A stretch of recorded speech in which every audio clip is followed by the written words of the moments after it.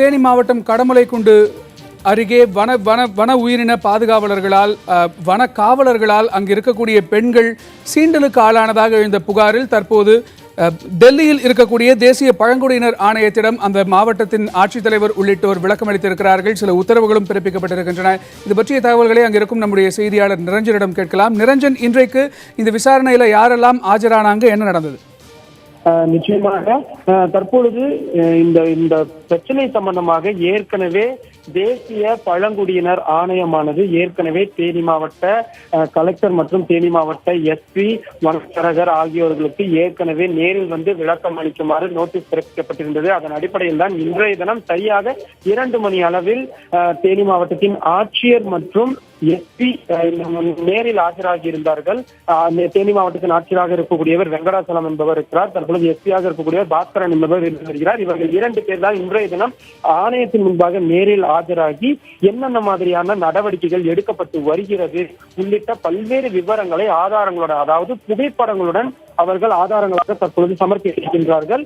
தற்பொழுது ஆணையமானது இதில் மிக முக்கியமான சில உத்தரவுகளை பிறப்பித்திருக்கிறார்கள், பரிந்துரைகளை செய்திருக்கின்றார்கள். குறிப்பாக இந்த விவகாரத்தை எஸ்ஐடி என்று சொல்லப்படக்கூடிய சிறப்பு புலனாய்வு அமைப்பினை ஒன்று அமைத்து நீங்கள் விசாரிக்க உத்தரவிடுவதற்காக தற்பொழுது ஒரு முக்கியமான பரிந்துரையானது வழங்கப்பட்டிருக்கின்றது.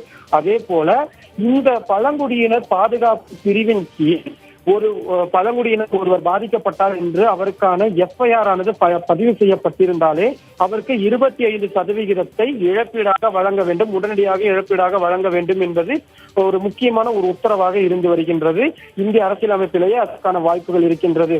எனவே இந்த குறிப்பிட்ட சில பிரிவுகளின் கீழ் தற்பொழுது வழக்குகள் செய்யப்பட்டிருந்தால் பாதிக்கப்பட்ட பெண்களுக்கும் பாதிக்கப்பட்ட அந்த சிறுமிக்கும் உடனடியாக 25% இழப்பீட்டினை வழங்க வேண்டும் என்ற அந்த பரிந்துரையும் வழங்கப்பட்டிருக்கின்றது. குறிப்பாக இந்த சம்பந்தப்பட்ட காவலர்கள் மீது 342, 379 உள்ளிட்ட சில மிக முக்கியமான பிரிவுகளின் கீழ் வழக்கு பதிவு செய்யப்பட்டிருக்கிறது.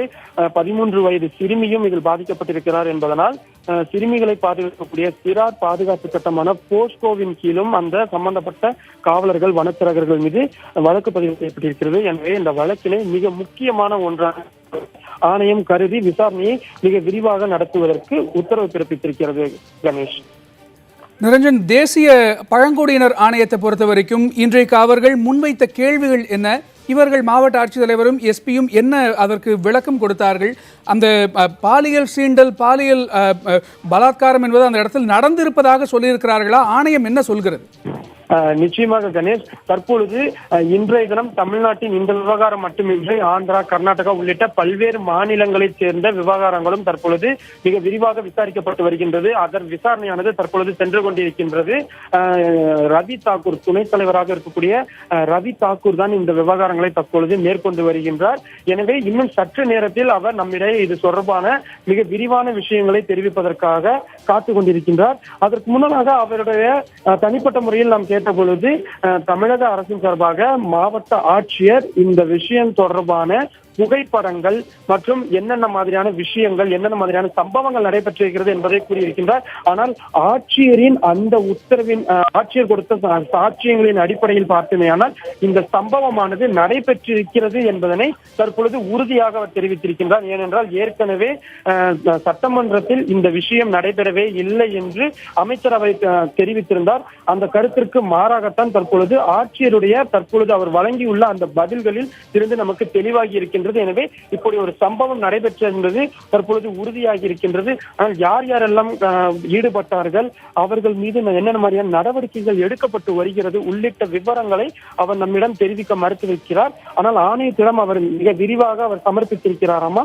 அதன் பின்னணியில் தான் தற்பொழுது விசாரணை முடுக்கிவிடப்பட்டிருக்கின்றது. சம்பந்தப்பட்டவர்கள் யாராக இருந்தாலும் குற்றங்கள் நிரூபணமாகும் பட்சத்தில் அவர்கள் மீது கடுமையான நடவடிக்கை எடுப்பதற்கு தான் தனிப்பட்ட முறையில் பரிந்துரை செய்வேன் என்றும் தற்பொழுது ஆட்சியர் நம்மிடம் தெரிவித்திருக்கிறார். கணேஷ், இந்த வனக்காவலர்கள் மீது நடவடிக்கை எடுக்கக்கூடிய அதிகாரம் பழங்குடியின ஆணையத்திற்கு உண்டா அல்லது மாநில அரசாங்கம் தான் அதை செய்ய வேண்டுமா? யாருடைய ஆளுகைக்குட்பட்ட ஒரு இடத்தில் அந்த நடவடிக்கை எடுக்கக்கூடிய அதிகாரம் இருக்கிறது? இந்த மாதிரியான ஆணையங்கள், குறிப்பாக எஸ்சி எஸ்டி ஆணையமாகட்டும், என்எஸ்ஆர்சி ஆணையமாகட்டும், இவை அனைத்துமே பரிந்துரைகளை மேற்கொள்ளலாமே தவிர உத்தரவுகளாக பிறப்பிக்க முடியாது என்பதை நாம் கருத்தில் கொள்ள வேண்டியிருக்கு. மிக முக்கியமான விஷயங்களில் மட்டுமே அவர்கள் நேரில் ஆஜராகுங்கள், விளக்கங்கள் கொடுங்கள் உள்ளிட்ட உத்தரவுகளை தான் பிறப்பிக்க முடியும். ஆனால் தற்பொழுது இந்த விஷயத்தை குறித்து 1 மாத காலத்திற்குள் நீங்கள் மிக விரிவான விசாரணை நடத்தி என்னென்ன மாதிரியான விஷயங்கள் நடைபெற்றிருக்கிறது, யார் யாரெல்லாம் சம்பந்தப்பட்டிருக்கிறார்கள், அவர்கள் கூறுகின்ற காரணங்கள் என்ன உள்ளிட்ட பல்வேறு விஷயங்களை 1 மாதத்திற்குள் நீங்கள் விசாரணை நடத்தி அதில் நீங்கள் ஆணையத்திடம் நீங்கள் வழங்க வேண்டும் என்ற அந்த உத்தரவும் தற்பொழுது பிறப்பிக்கப்பட்டிருக்கின்றது. அது மட்டும் இல்லாமல் இந்த சம்பவத்தில் பாதிக்கப்பட்டவர்களின் சார்பாக வழக்கு தொடுத்திருக்கக்கூடிய டெல்லி பாபு என்பவர் மிக முக்கியமான ஒரு கோரிக்கை வைத்திருக்கிறார். அதாவது ஆணையத்தின் சார்பாக ஆணையத்தின் தலைவரோ அல்லது உறுப்பினராவது இந்த சம்பவம் நடைபெற்றது தொடர்பாக நேரில் வந்து அந்த பாதிக்கப்பட்ட பெண்களிடம் இது தொடர்பாக விசாரணை நடத்த வேண்டும் என்ற கோரிக்கையும் தற்பொழுது வைத்திருக்கின்றார்கள். ஆனால் அது தொடர்பான எந்த விதமான பதிலையும் தற்பொழுது அவர்கள் தெரிவிக்கவில்லை. ஆனால் விரைவில் ஆணையத்திடமிருந்தே நேரடியாக அங்கு வந்து ஆய்வு நடத்துவதற்கான வாய்ப்புகள் அதிகமாகத்தான் இருக்கிறது. ஏனென்றால் 1992ஆம் ஆண்டு நடைபெற்ற அந்த வாச்சாத்தி சம்பவமானது நாடு முழுவதும் மிகப்பெரிய அளவில் ஒரு அதிர்வலையை ஏற்படுத்தியது. பழங்குடியின மக்கள் பாதுகாப்பற்ற ஒரு சூழ்நிலையில் இருக்கிறார்கள் என்பதை தெளிவாக்கிய அந்த பின்னர் தற்பொழுது அதற்கான பல்வேறு கட்டுப்பாடுகள் விதிக்கப்பட்டிருக்கிறது. இந்நிலையில் மீண்டும் இந்த சம்பவம் தமிழகத்தில், அதுவும் ஒரு மலைவாழ் கிராமத்தில் நடைபெற்றிருப்பது என்பது ஒரு அதிர்ச்சிக்குள்ளான சம்பவமாகத்தான் தற்பொழுது பழங்குடியின ஆணையத்தின் சார்பாக பார்க்கப்பட்டு வருகின்றது.